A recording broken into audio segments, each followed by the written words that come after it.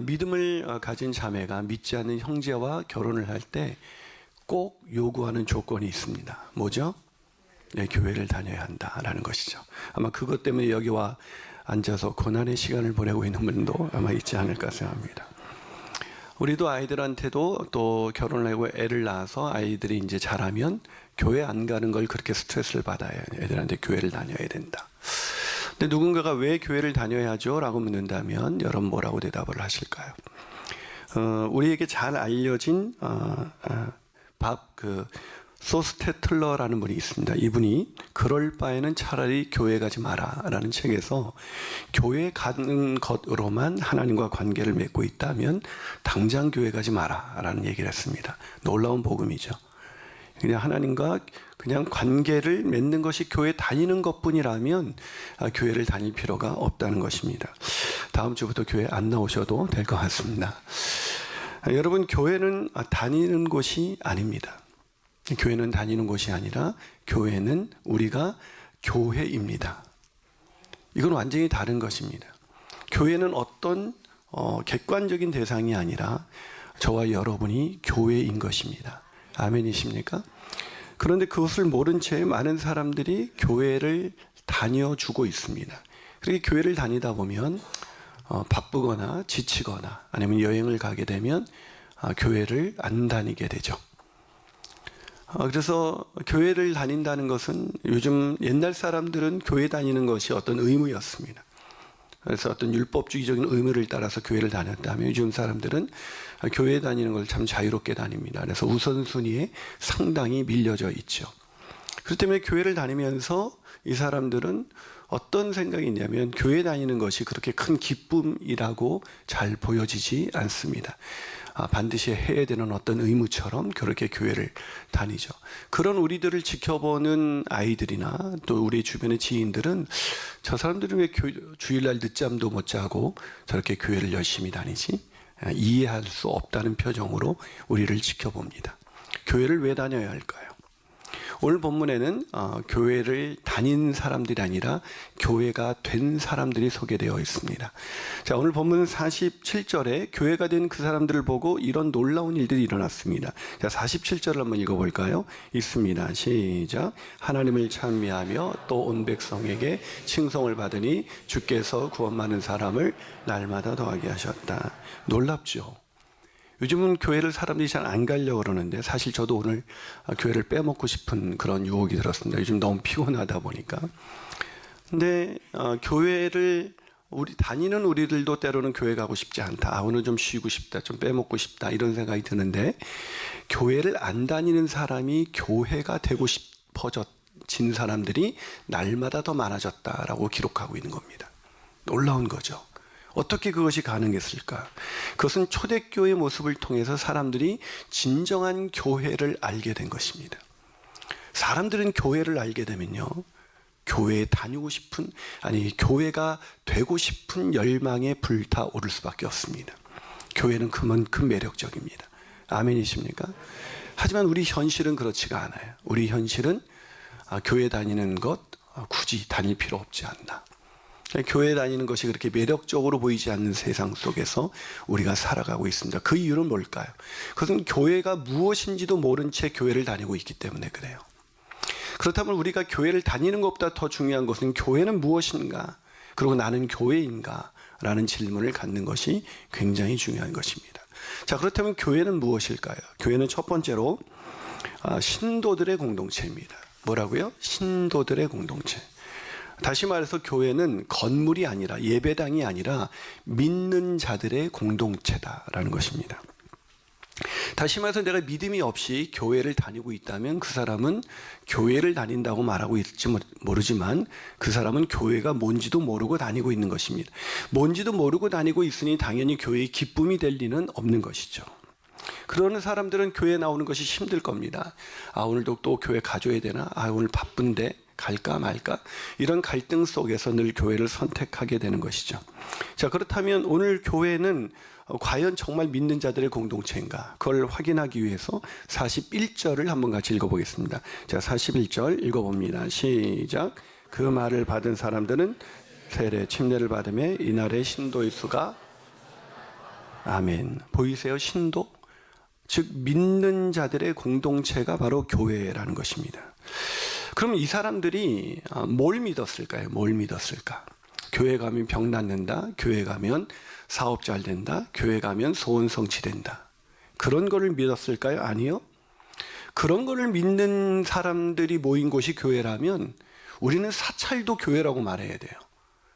저희가 얼마 전에 교육자 수련을 갔다 왔는데 설악산을 갔습니다. 근데 거기 가보니까 이 사찰 근처에 가니까 사람들이 소원 성취를 위해서 모여 있더라고요.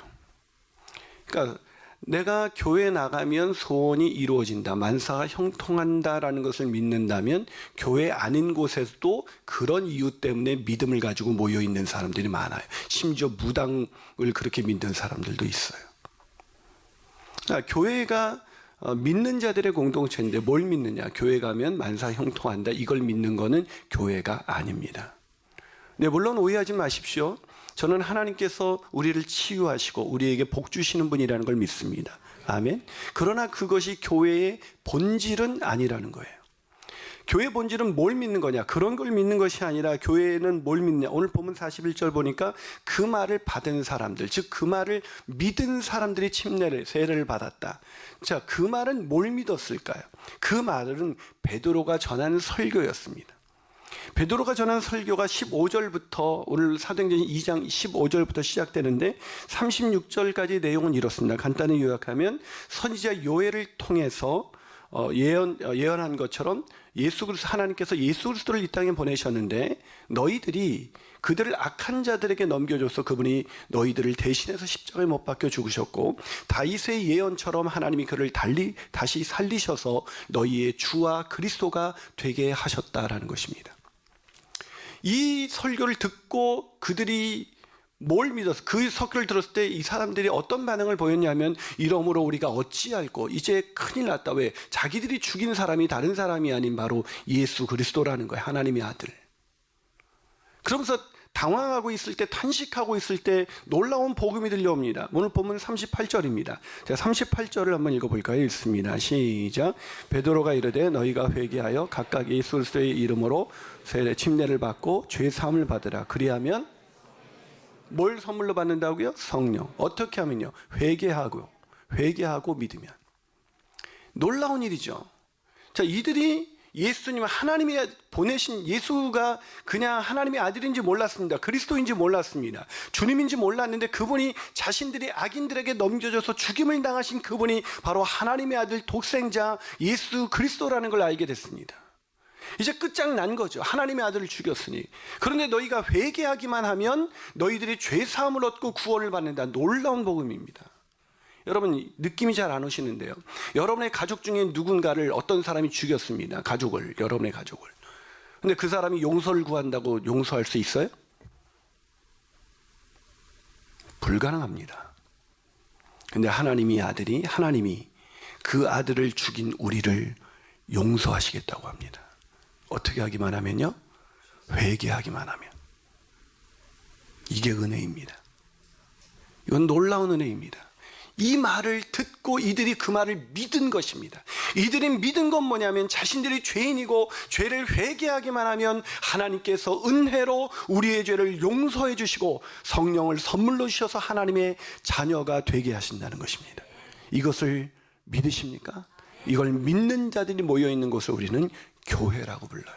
다시 말해서 이걸 믿지 않고 그저 기복주의적인 신앙, 내가 교회 가면 잘 될 거라고 믿고 교회를 다니는 사람은 교회가 아닙니다. 그 사람들은 믿는 사람이 아닙니다. 교회는 예수 그리스도가 나 같은 죄인을 위해서 십자가에서 죽으시고 부활하셔서 나의 구주와 주님이 되셨다라는 걸 믿는 것입니다. 그것이 믿어지는 역사가 일어나게 되시기를 주님의 이름으로 축원합니다. 한 발 더 나가서 두 번째로 교회는 뭘까요? 교회는 서로 교제하는 공동체입니다. 뭐라고요? 교제하는 공동체.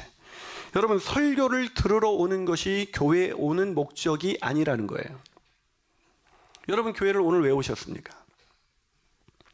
많은 분들이 설교를 듣기 위해서 오시지만 설교를 듣는 것이 우리가 모이는 목적이 아닙니다.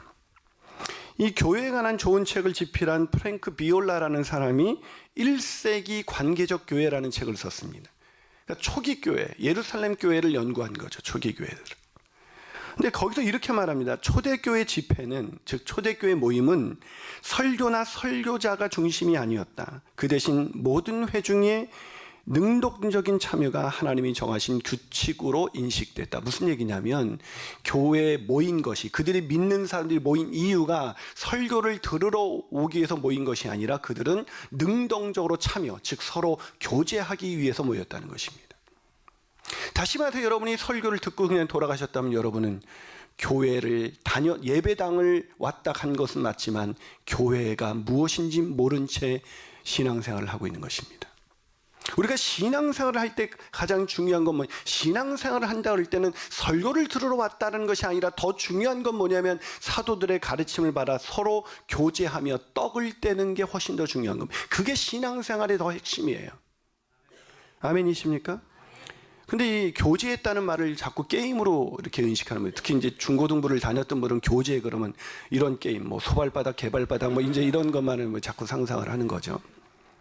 근데 이들의 교제는 어떤 교제였을까요? 본문 44절부터 47절 앞부분까지 한번 읽어보겠습니다. 시작. 믿는 사람이 다 함께 있어 모든 물건을 서로 통용하고 또 재산과 소유를 팔아 각 사람의 필요를 따라 나눠주며 날마다 마음을 같이하여 성전에 모이기를 힘쓰고 집에서 떡을 떼며 기쁨과 순전한 마음으로 음식을 먹고 하나님을 찬미했다. 놀랍지 않아요? 이게 교회래요. 우리 교회 이렇게 하고 있습니까? 여러분은 교회 생활을 이렇게 하고 있어요? 네. 이게 아멘이라면 정말 복된 거죠. 정말 여러분 아멘이라고 하신 분들 그런 물건을 다 팔아서 나눠주셨어요? 생각 없이 아멘하지 마세요. 여러분, 이건 말도 안 되는 거. 오늘날 이런 교회가 있어요, 없어요? 제가 알기로는 저는 아직 못 찾았습니다. 여러분들도 많이 다니시니까 어떻게 좀 찾으셨어요? 좀 알려주세요. 저도 그 교회에 등록하고 싶습니다. 근데 1세기 교회, 초기 교회는 이러고 살았어요. 왜요? 공동체니까요. 공동체는 국어사전에서 함께 생활하는 사람들이라고 정의합니다. 공동체는 함께 생활하는 거예요. 그럼 가족은 공동체죠. 저희 가족은 6명입니다. 부모님과 저희 2딸과 또 이상한 여자하고 같이 살고 있어요. 근데 우리는 매일 살아요, 같이. 그게 조금도 어색한 일이 아니에요. 왜요? 공동체니까. 교회가 믿는 자들의 공동체라면 교회의 중요한 본질은 함께 교제하며 떡을 떼는 겁니다. 다시 말해서 교회 와서 설교만 듣고 바람처럼 사라졌다면 그 사람은 교회는 다니는 사람일지 몰라도 그 사람은 교회가 아니에요. 아마 동탄에 그렇게 떠다니는 사람이 많죠. 교회를 다니는 사람. 오늘은 어떤 교회를 다녀볼까? 그래서 교회를 다니지만 교회가 된다는 것은 죄인인 우리를 은혜로 부르신 그 믿음을 가진 사람들이 함께 모여서 공동체를 이루면서 사는 것, 그게 교회라고 오늘 성경은 분명하게 말하고 있습니다. 아니, 마틴 로이드 존스는 진정한 기독교에서 우리가 그리스도인인지 아닌지를 알아보는 가장 좋은 방법 중에 하나가 우리 가운데 이런 교제가 있는지를 보는 것이다. 다시 말해서 교제하지 않는다면 그 사람은 그리스도인이 아닐 수도 있다라는 것입니다. 사실 안나가 교인, 가나안 교인은 존재할 수가 없어요. 우리는 믿는 순간 공동체가 되었기 때문에 선택한 건 아니에요. 제가 우리 교회 여러분 와서 예배 드리고 있지만 우리 공동체가 되려고 하시지만 제가 여러분을 선택하거나 심사하지 않았습니다. 심사했으면 대부분 걸렀을 거예요. 제가 눈이 좀 높거든요. 아마 여러분들도 아마 여러분은 앉아서 좀 저를 심사할지 모르겠습니다. 설교는 괜찮나, 얼굴은 괜찮나, 뭐 이제 이런 보면서. 얼굴은 괜찮죠? 별로 동의가 안 되시는 것 같은데. 저는 제 남동생을 선택하지 않았습니다. 근데 제 남동생이 있고요. 제 누나를 선택하지 않았는데 누나가 있습니다. 우리는 공동체입니다. 그게 교회입니다. 그게 공동체입니다. 그러면서 마틴 로이드 존슨이 이렇게 말합니다. 무엇이 교회인지 알고 싶습니까? 그렇다면 사도행전 2장을 보십시오. 이 사람들을 보십시오. 이들은 매일 모여 사도들의 가르침을 듣고 교제하며 떡을 떼고 그들과 함께 기도했습니다. 이러한 현상은 확산되어 나갔고 사람들은 깜짝 놀랐습니다. 역동성과 능력이 있었으며 무엇인가 살아있는 것이 있었습니다. 그래서 사람들은 말했습니다. 이게 도대체 뭘까? 나도 알았으면 좋겠다. 그래서 날마다 구원받는 사람들이 더해진 것입니다. 여러분, 사람들이, 믿지 않는 사람들이요, 뭘 보고 교회에 속하기 원하시는지 아세요? 목사의 설교가 아닙니다. 우리의 전도가 아닙니다. 사람들은 우리가 공동체로, 믿는 자들이 공동체로 살아가는 걸 볼 때 저게 도대체 뭘까? 나도 교회가 되고 싶다라는 소망을 갖게 되는 것입니다. 우리 교회, 목장교회 공동체가 그런 공동체가 되기를 주님의 이름으로 축원합니다. 그런 공동체를 경험하고 싶다면 여러분 등록하시고 공동체로 들어가셔야 하는 것입니다. 그 공동체로 들어가면 여러분과 배경도 성격도 인격 다 다른 사람이 있을 것입니다. 그런데 믿는다는 그 한 가지 이유 때문에 우리는 함께 서로 떡을 떼며 교제하는 것, 그것을 성경은 교회라고 부르고 사람들은 그것을 볼 때 교회에 속하게 되는 것입니다. 저와 여러분이 그런 교회가 되기를 주님의 이름으로 축원합니다. 마지막으로 교회란 무엇일까요? 교회는 주님이 함께하는 공동체입니다. 주님이 함께하시는 공동체. 여러분, 교회는 이렇게 정의할 수가 있죠. 누가 교회는 뭐예요? 라고 물으면 교회는 예수를 주와 그리스도로 고백한 사람들이 서로 교제하며 떡을 떼는 공동체입니다. 거기에 교회는 저기 그 부영 71블럭에 있는 그 건물 7층에 있는 겁니다. 이렇게 말하지 않습니다. 교회는 건물이 아니라 믿는 사람들의 공동체입니다. 아멘이십니까? 저는 우리 교회가 1세기 교회 같지는 않지만 꽤 우리 교회가 교회다운 교회라고 느끼고 있습니다. 그 이유는 목장교회 들어가 보면 알아요. 목장교회 들어가 보면 참 도저히 함께 할 수 없는 사람들이 함께 모여서 서로 기쁨으로 순전한 마음으로 음식을 먹으며 나눔을 하게 됩니다. 사실 목장교회에서 누누이 말씀드리지만 사실은 교회 이 건물에서 하는 것이 아니라 날마다 집에서 해야 진짜 교회가 돼요. 그 맛을 볼 수가 있어요. 우린 제자 훈련을 하는데 제자 훈련을 하다 보면 그런 맛, 집으로 돌아가면서 훈련을 하는데 그걸 좀씩 느끼죠. 근데 우리 교회가 정말 좋은 교회구나, 교회다운 교회구나라는 걸 느끼는데 사실은 저는 잘 못 느낄 때가 많아요. 저는 내가 교회인가? 내가 교회가 된 게 맞나? 잘 확신이 안 올 때가 많아요, 목사지만. 왜냐하면 저는 일단 사람들이 저랑 교제를 잘 안 하려고 그래요. 일단 사람들이 저를 피합니다. 보통 식사할 때도 제 옆자리는 항상 비어 있어요. 제 근처에는 오려고 하지. 부목사 때까지는 그렇게까지 심각하진 않았는데 담임 목사가 되고 나선 사람들이 제 옆에 오려고 하지 않아요. 제자 훈련할 때도 제일 늦게 온 사람이 벌칙으로 제 옆에 앉습니다. 네. 저는 기피 대상 1호예요. 그러니까 저는 설교하는 기계 같아요. 사실 더 라이프 지구촌교회에 그냥 설교하는 기계. 1부에서 8시 45분에 1부 설교를 광교에서 하고 2부 10시에 설교하고 이쪽으로 넘어와서 설교하고 넘어가서 12시 설교하고 그리고 2시 반 청년 예배 설교 5번 설교를 해요. 이제 4월부터는 이제 그렇게 하지 않게 되겠지만 저는 설교하는 기계인 것 같아요. 저희가 교회에서 그런 얘기를 했어요. 우리가 동탄성전이 잘 세워지기 위해서 이제는 동탄성전도 10시, 12시 예배로 나누고 제가 한 주는 이쪽, 한 주는 이쪽 이렇게 와야 되는데 동탄성전이 이제 막 시작된 교회이니 제가 동탄성전에 좀 더 올인할 수 있도록 여러분이 좀 배려를 해주셨으면 좋겠습니다. 광교 식구들이 막 처음에는 안 된다. 우리도 목사님 필요합니다. 막 그랬다가 나중에 결정을 해줬어요. 그때 끝났더니 어떤 집사님이 목사님 참 좋으시겠어요. 왜? 그랬더니 서로 목사님을 원하잖아요. 그래서 아니, 저를 원하는 게 아니에요. 저의 설교를 원하는 겁니다. 저를 원했다면 밥 먹었을 때 내 옆에 왔겠죠. 네. 저하고 교제하면 되게 썰렁하고 좀 어색해요. 저는 솔직히 교회를 담임 목사가 돼서 더 덜 느끼고 있어요. 여러분, 교회는 제가 웃으며 얘기했지만 교회라는 것은 서로 기질과 성격, 배경과 경험이 다른 사람들이 함께 모여, 왜? 하나님이 우리를 믿음으로 하나님의 자녀를 삼아 주셨습니다. 그건 무슨 얘기입니까? 우리가 서로 형제 자매가 됐다는 거예요. 다시 말하죠, 우리가 공동체가 됐다는 거예요. 그래서 공동체가 됐기 때문에 우리는 싫어도 싫으나 좋으나 우리는 어떻게 되었다는 것입니다. 함께 살게 되었다는 것입니다. 그게 교회인 것입니다. 근데 오늘 본문에 보니까 우리는 그게 힘들어요. 왜? 나 저 사람하고 함께 하고 싶지 않아요. 나하고 마음에 맞는 사람과 얘기할 때 기쁘지, 그렇지 않은 사람하고 굳이 교회까지 가서 그러고 싶지 않아요. 그래서 귀신같이 왔다 귀신같이 사라집니다. 제가 예배 끝나고 넘어가려면 벌써 엘리베이터 앞에 있는 분이 계셔요. 그분이 저한테 물어보는데, 지난주도, 목사님, 창세기 강의는 목사님이 직접 하시나요? 여러분, 그런 거 듣고 싶으면 뭐 굳이 교회를 나오세요. 그냥 인터넷으로 다 보세요. 인터넷에는 저보다 더 좋은 설교가 막 떠다니고 있습니다. 그냥 설교를 듣는 것이 교회 오는 목적이라면 굳이 왜 교회를 오십니까?